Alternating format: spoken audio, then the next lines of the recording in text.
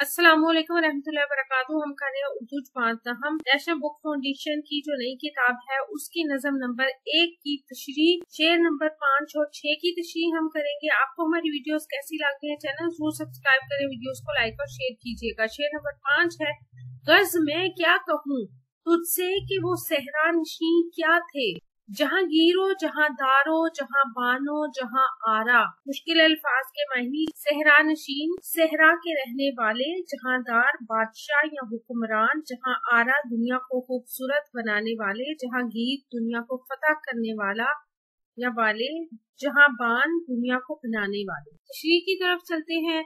नज़म के इस शेर में शायर अल्लामा मोहम्मद इकबाल नौजवानों को मुखातिब करते हुए कहते हैं कि ए नौजवानों, मैं तुम्हें तुम्हारे अबाओ अजदाद की क्या क्या खूबियां बताऊं कि वो जो बुनियादी तौर पर सहरा नशीन थे, कि जिन्हें इस्लाम ने न सिर्फ महज़ब बना दिया बल्कि इनको उलूम फनून से भी रास्ता किया। और इस्लाम का परचम लेकर जब दुनिया में निकले तो उन्होंने हलाकू खान, चंगेज खान और सिकंदर आजम की तरह मफतूहा इलाकों पर जुल्म और बर्बरियत के पहाड़ नहीं तोड़े, बल्कि अपने अच्छे अखलाक और अपने हुस्ने सलूक से इन इलाकों के लोगों के दिलों पर राज किया। अपने बेहतरीन किरदार से इनके दिलों में घर कर लिया। इन सहरा नशीनों ने न सिर्फ इन लोगों को मुकम्मल मजहबी आजादी दी, बल्कि इनकी फलाह बहबूद के लिए काम भी किए और इनके मुहाफिज बनकर इनकी हिफाजत के लिए इक़दाम भी किए।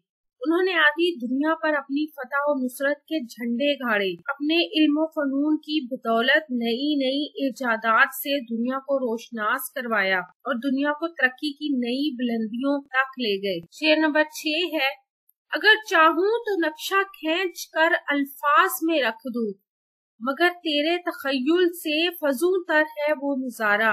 मुश्किल अल्फाज के मायने तखय्युल, ख्याल, तसव्वुर, फजूतर, बुलंदतर। तशरीह की तरफ चलते हैं। इस शेर में अल्लामा मोहम्मद इकबाल कहते हैं कि मैं चाहता हूँ कि तुम्हें तुम्हारे शानदार माजी का सारा मंजर बयान कर दूं, लेकिन तुम अपने बस तखय्युल के बायस मेरी बातें समझने से कासिर हो। इकबाल दरअसल अहदे हाजिर के नौजवानों को इसके इस्लाफ की याद दिलाकर इनमें गैरत ईमानी और वो साफ पैदा करना चाहते हैं कि जिनकी वजह से इनके आबाओ अजदाद ने इस दुनिया में अपना नाम पैदा किया और हर तरफ फतह व कामरानी के झंडे गाड़े। लेकिन आज हमारी नाअहली, सुस्ती की वजह से मिल्लत पस्ती के अंधेरों में कहीं डूब गई है। इस मिल्लत को अब नौजवानों के मजबूत सहारे और जज्बा ईमानी की जरूरत है, ताकि मुसलमान फिर से अरूज हासिल कर सके और तरक्की की राहों पर गामजन हो सके। आपको हमारी वीडियो कैसी लग रही है, चैनल सब्सक्राइब करें, वीडियोस को लाइक और शेयर कीजिए